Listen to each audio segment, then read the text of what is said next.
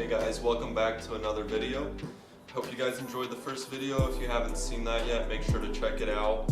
Got a lot of good feedback on that video. A lot of people told me they really liked how it turned out. I also had a lot of people tell me that I need to get a mic, which I'm working on. I'll probably get that eventually. I'm just gonna try this video out without any background noise like I had in the first video. I had the furnace going, I had music in the background, so try to cut it out this time and see how that turns out. In this video, I'm planning on lowering the car just a little bit more because I'm not really happy with how it is right now, but at the same time, I'm gonna have to swap out my rear springs. I wasn't planning on doing that originally. I just wanted to swap out the front springs because I thought the rears were stiff enough, but my wheel's actually hitting my quarter panel, so I'm gonna have to swap them out. And at the same time, I'm gonna have to take off my diffuser if I want to go lower because there's already barely any clearance and it's dragging. The bolts are actually already grinded down, so I'm gonna have to swap those out as well. But let me know what you guys think. Should I go a little bit lower in the rear or should I keep the diffuser on? I'm gonna try going a little lower without the diffuser and then possibly throw the diffuser back on and see if it works. But yeah, let me know what you guys think. So I just changed into my work clothes real quick. Before I start on the car, I'm gonna attempt a few tricks first try. Let's see if I could get them.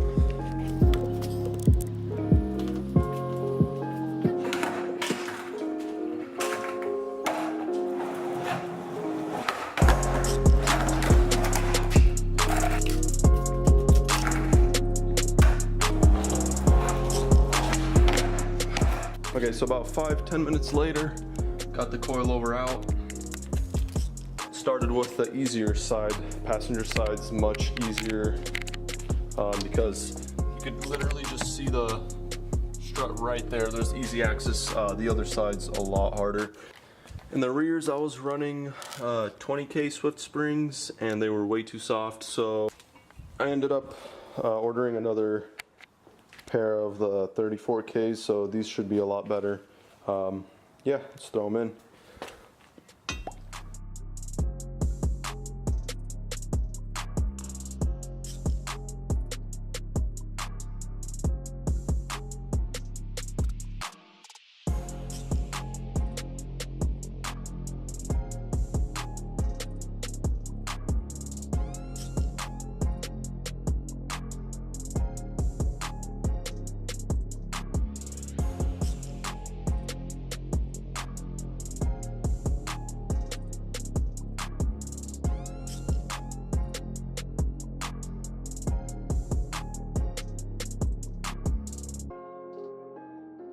Alright, we got the first side done.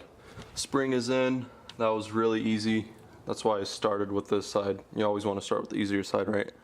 So here's the trunk setup.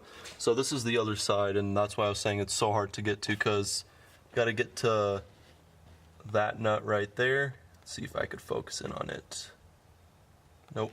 Anyways, there's two nuts in there that you got to get to, and your hand barely fits in there. Whereas on this side, it's just completely exposed and super easy to get to. So yeah, wish me luck. Okay, so I got both sides done, got the wheels back on, took the diffuser off so I can now adjust it and go a little bit lower. I just went out for a quick ride and it seems pretty stiff, but for some reason the car looks like it went a little higher. I think the springs just make it sit higher, so I'm gonna have to adjust that now and then go for another ride and see how it drives. Alright, so I'm done for the day. Lowered the rears. Here's how it looks. So I'm pretty happy with how it turned out, but at the same time, I think it's a little too much because it still hits my quarter panel. So I might have to raise it just a bit. Yeah, I really like how that looks, but I'm not sure if I'll be able to drive it.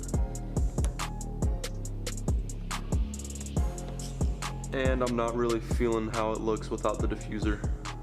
I'm just so used to that diffuser and it just looks way too bare without it, so I'm gonna have to find a way to throw it back on without destroying it. Alright, so it's a new day. I'm not sure where I left off last time, but the goal for today is to get the height to where I could actually drive the car without the wheel hitting my quarter panel. I'm also planning on swapping out my diff fluid and possibly the transmission fluid if I get to it. Artem is here. Artem came through. This is his E36 M3. He also has a set of TEs, but the specs on them are kind of weak, so I was always clowning on him for that. Last time he came over, he fell in love with my TEs. There's actually a clip from the first video that I didn't put into the video. I'll insert it here now. Artem, what do you think of the new TEs? Jealous. He's jealous. But yeah, he said he was pretty jealous. So then like a week later, I came across a post on Instagram. Someone was selling a set of 5x120 polished TEs, which are pretty rare. And sent him a screenshot just for the heck of it, just to show him that there's a set for sale, and he ended up buying them.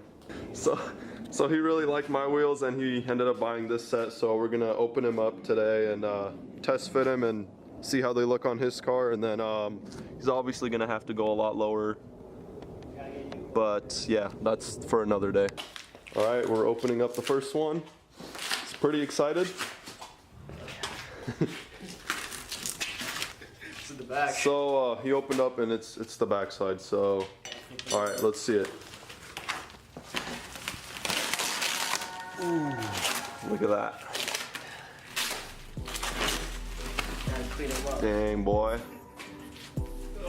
Just gonna put it down right away. You gotta admire it. Stare at it.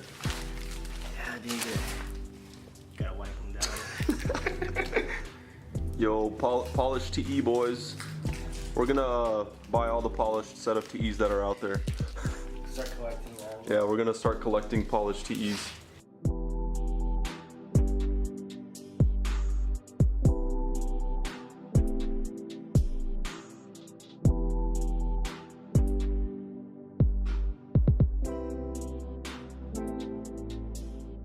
You know, the wheel's been on the car forever when you can't get it off.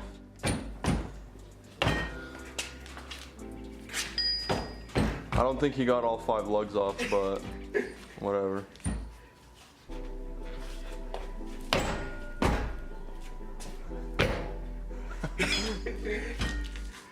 Two hours later. Oh, there we go. Got him.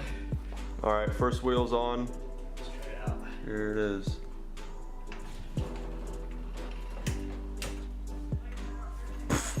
That's it? Bro, what is that? Oh, there we go. Needs more low. Yeah, it needs more low, but it's not bad. Not bad. I like how it looks. Okay, so I don't even know where to start right now. I'm kind of just standing around watching him work. You know, could always watch someone work. It's always entertaining, but yeah, I need to start doing the differential fluid. I need to change that out, but to do that, I have to get the car leveled. So I have to get all 4 wheels off the ground, and with a low car like this, that's so much work. And I don't really have any motivation right now. Like, I don't feel like doing it, but at the same time, yeah, at the same time, like making this video, it kind of gives you motivation to actually do something. Like, honestly, if I wasn't recording or making this video, I'd probably just sit around and watch him work and do this in like a couple weeks or something. But since I'm making the video, I'm just gonna stop being lazy and do it. You got it. Keep going. No, keep going.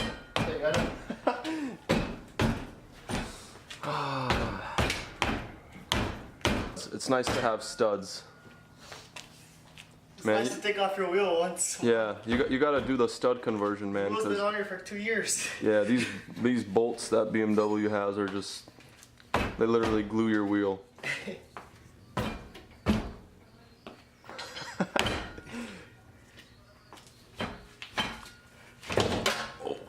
Got him. Okay, I got both rear wheels on. Looks pretty sick.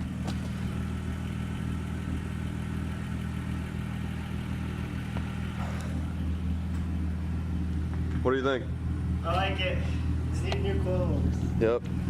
Coilovers next, because this setup ain't that great. But it looks good.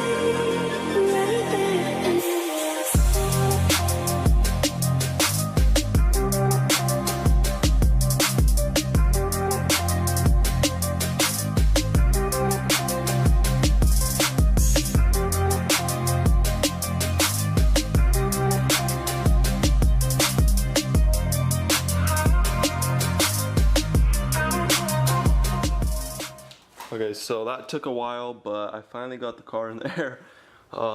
So I don't have any jack stands. I just never use jack stands. I don't know why, but gotta work with what you got. So I'm using the bricks from the front yard.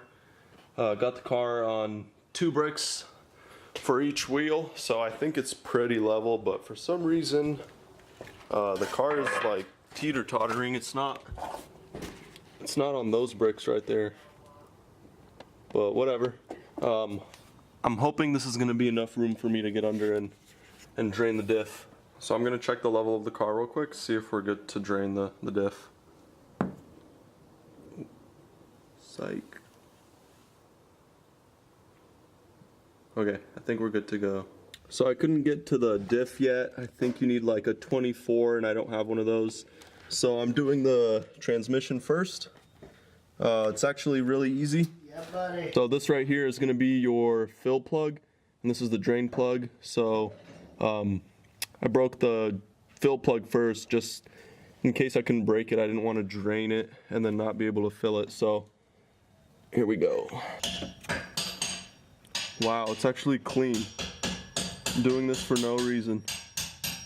But whatever, at least I'll know that it's changed. Always got to go with OEM fluids. Picked up this transfer pump to fill the transmission and the differential. Never used one, so we'll see how this goes. Okay, so I think we figured it out. I got the drain plug torqued and then you just feed the tube right into the fill plug. That goes to the little pump and that goes straight into the transmission fluid. So now you just fill it until it's completely full and it starts dripping out, and that's pretty much it.